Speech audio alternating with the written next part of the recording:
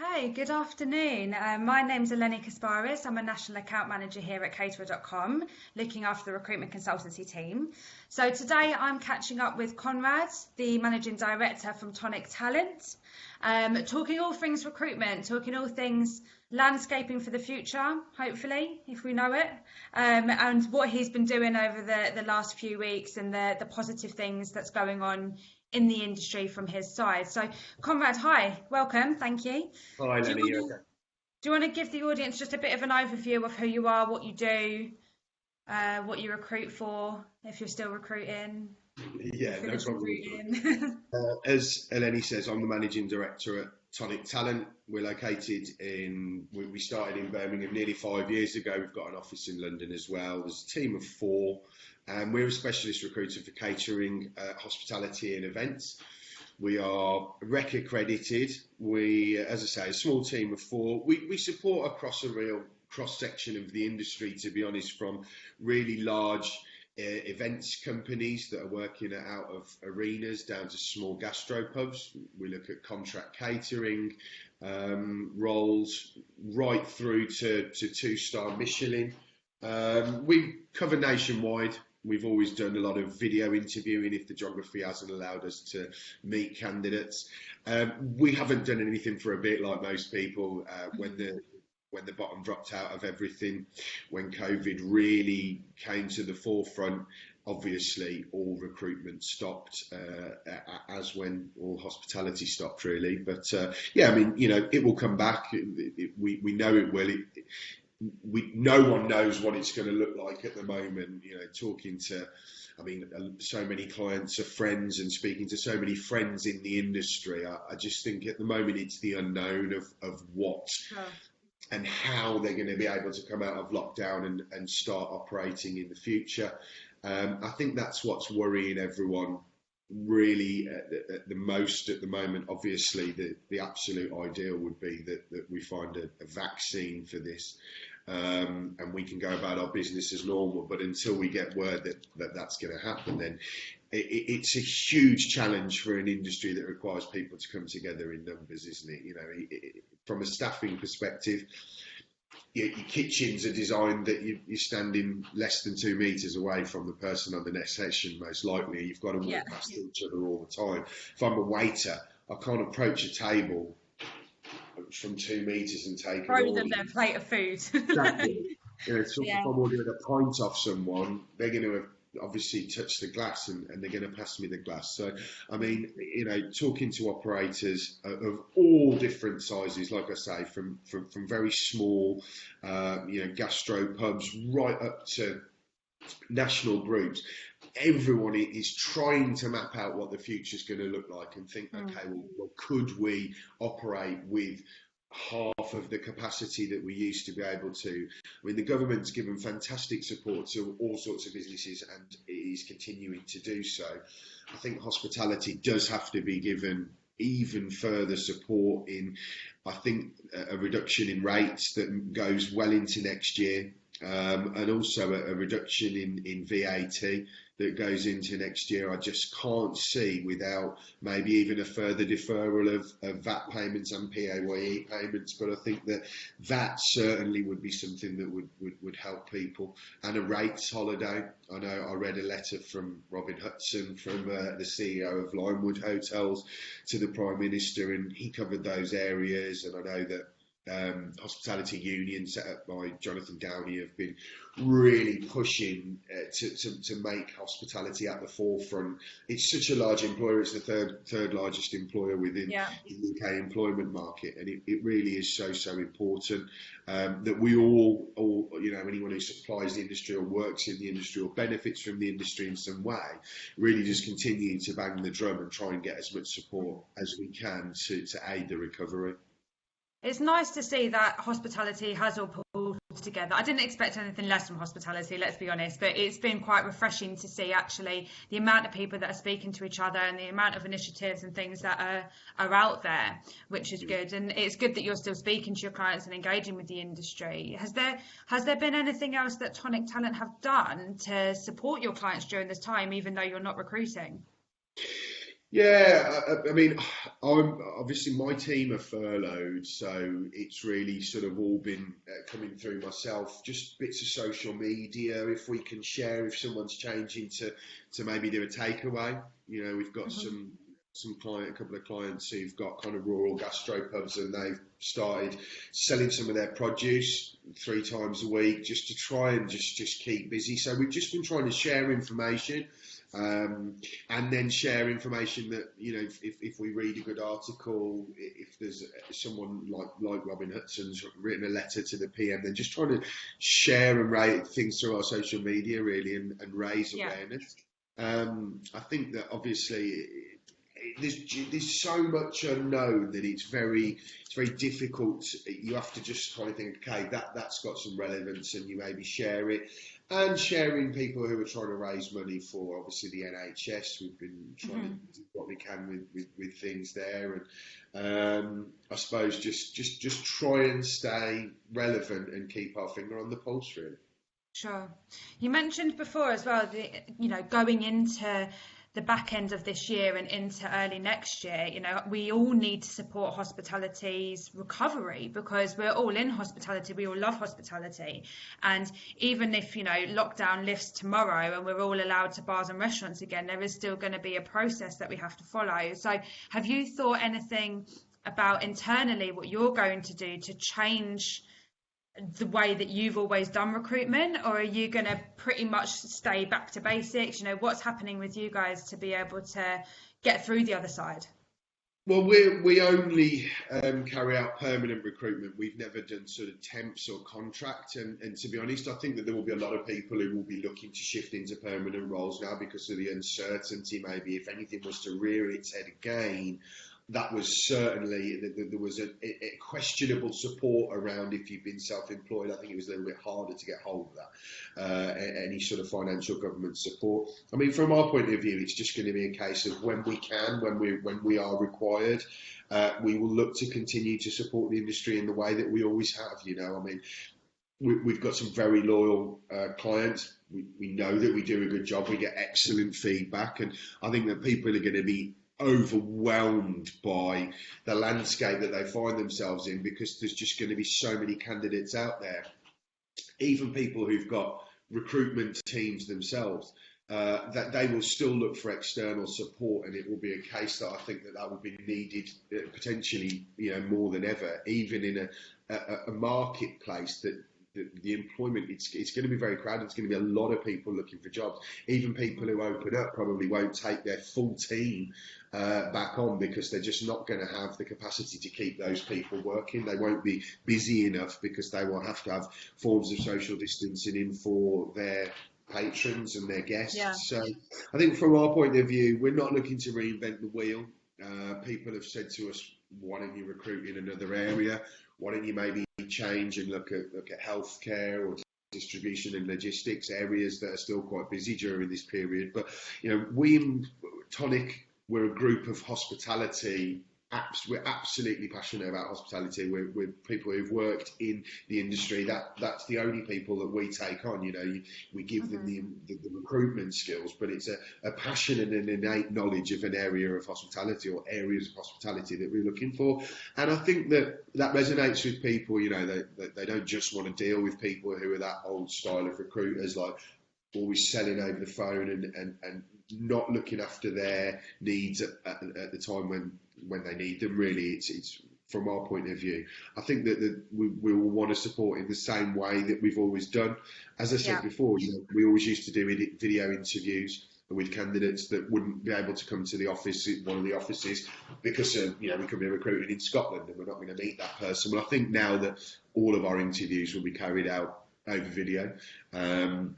And then we can send that video interview on to our client with a summary and some references, put a short list together for them so that we take all of that legwork and headache away from the recruitment process for them, really. So I don't think we're looking to change, just to keep doing what the things that we're doing well and keep doing them, Definitely, because I'm racking my brains, but I certainly can't remember a time where we've ever had more candidates than jobs. You know, in hospitality, it's always been more jobs than good people. So there's definitely an opportunity coming out of this to really get the right people in the right places to support businesses moving forward. And I think now that everybody is more comfortable with using video, you know, I've never done anything like this before. We've spoken a lot more over video than we ever have. So I think that's becoming a really positive new norm.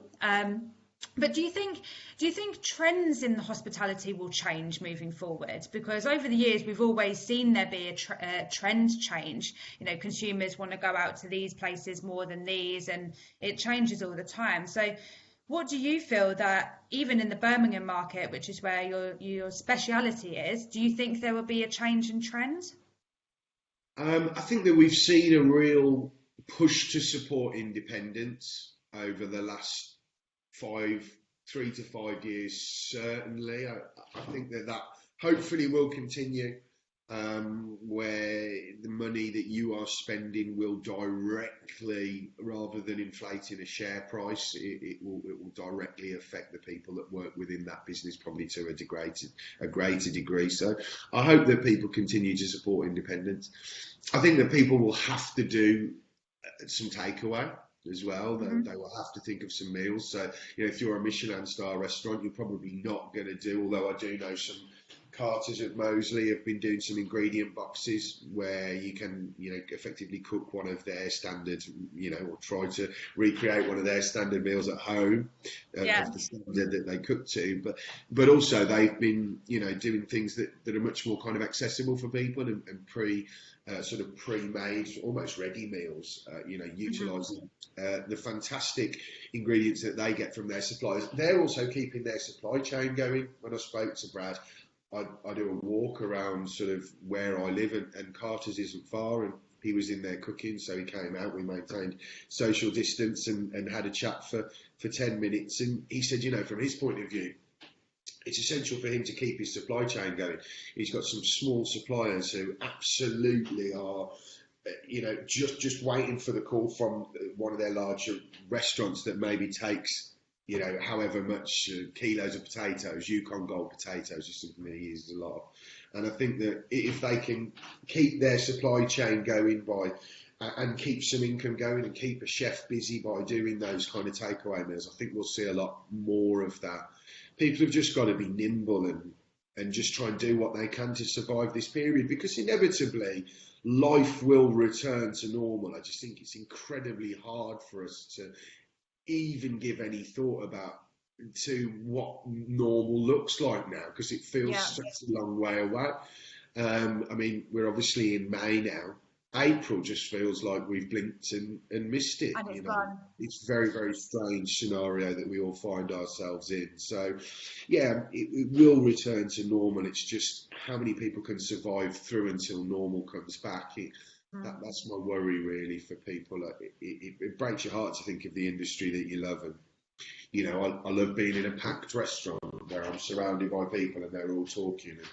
And everyone's enjoying their different experience, be that their business meeting, their first date, their family meal for Granny Ethel's birthday. And that's the wonderful thing to see is what those interactions mean within those places, or just a wet-led business where all these different people are having a drink. You know, I just can't wait to see that again and be back kind of amongst that. I mean, we'll try and support people as best as we can by using places, and I always try to sort of go to a selection of places rather than eating, you know, one or two places that you might really love. You know, you try and spread your money around a little bit. So I think we'll just try and continue to do that and share stuff on social media and try and raise awareness of how people can get further support and what people are doing as and when they open back up, really.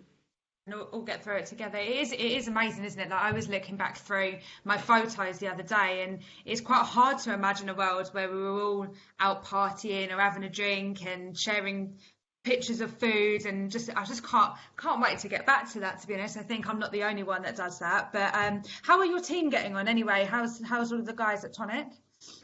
Yeah, I mean, they all seem to be doing okay, thank you. You know, we've had a couple of little Zoom drinks, glasses of wine of an evening, I send them little bits and bobs of information about the trade, or vice versa. They might read something, but really, I've left them to do what they need to do. One guy, he's got a house up in Yorkshire, Cosmo. He's been running up hills. He's just fit as a fiddle anyway. I mean, he's been doing all sorts to keep himself really, really physically fit, and reading loads of books, etc. I know a lot of the guys have been cooking and putting pictures of what they've been cooking on social media, and doing a little bit of foraging on their daily walks. Certainly, I know that Caitlin had been out to forage some wild garlic and did some really lovely stuff with all of that. Oh, amazing. Yeah, so I think that they've used their time as best as they can. Really, I know that Caitlin's husband has been furloughed as well. He's a sommelier of a one-star Michelin restaurant in Birmingham. So I know that they've been enjoying a bottle of wine together and cooking, and I suppose that time that they rarely get. So hopefully everyone's just enjoyed it as much and as best as they can. Really, yeah. I've tried to enjoy it. My garden's never looked tidier. The house is incredibly clean. My partner Vicky, she's still working. She's development surveyor in property, so she's been quite busy. So I've been cooking and cleaning around her. I think it's been a real test for everyone. This has, no one could have seen it coming. I speak to friends who aren't furloughed, and they're finding it strange because kind of the majority of the world is, and I'll speak to some people who are furloughed and they're really struggling with homeschooling or whatever. So I think everyone's had their challenges. I think I'm very lucky. I've got a garden I can go into. I think about people who are in flats and can't just walk outside, and be in their own little space. I've got a best friend who's on the front line of the NHS, who I think about a huge amount, and I've got some very dear friends who've lost parents through COVID and stuff. So I think it grounds you. You could get away with yourself sometimes and think, oh God, oh woe is me. And I think things like that really stop you and just make you think about it. Put something into perspective a bit. Yeah. And lastly, just before I finish off, has there been anything that's surprised you about the hospitality industry, or anything that you've actually learnt from this process that actually, if we hadn't have gone through this, you would have never known before?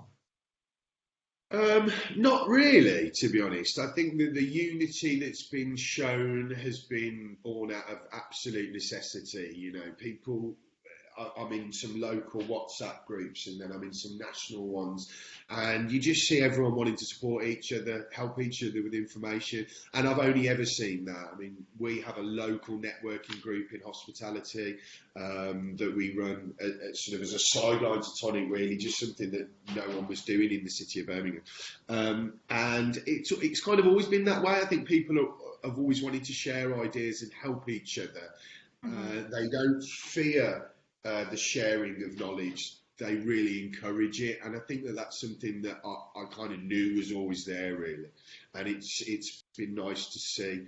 I just hope that the industry can come out of it with as few people being, when I say damaged, I think you know what I mean, maybe going out of business or redundancies having to be made. I just want to see as little of that as possible, really, and just see us get back onto see us kind of deal with normal, whatever that looks like in the interim, and then just can't wait for life to return back to what we used to do. Bring on 2021, eh? Bring on 2021. Can't wait for that drink after, but 2020 can get in the bin for sure. I know, it really can go. Right, so thank you so much for catching up with me today. It was an absolute pleasure, and hopefully the audience has taken something from that as well. And if anybody does want to get in touch with Conrad or the team at Tonic, then please feel free to reach out, because there's a lot of stuff, as we've talked about, with sharing things that we've been doing, or if you're a local business and you want a platform to be able to shout out about the takeaways that you're doing and stuff, to get in touch. So thank you so much for your time. No problem. One of the things that we've tried to do, if there's any candidates that might want us to review their CV, if anyone, a lot of people in catering hospitality forgive me because I used to be one, but especially chefs, they can have quite sketchy CVs at best. And, you know, if someone wants us to review their CV moving forwards or anything like that, or just wants to talk about, just to get in touch to talk about whatever or ask some advice for the future, then, you know, we're more than happy to, we're still available. That's really kind. It's all about personal development now, isn't it? So if anybody wants to utilise that service, then please do. But catch us next time for the next caterer.com catch-ups. But Conrad, thank you so much, and we'll speak soon. Thanks, Eleni. Thank you.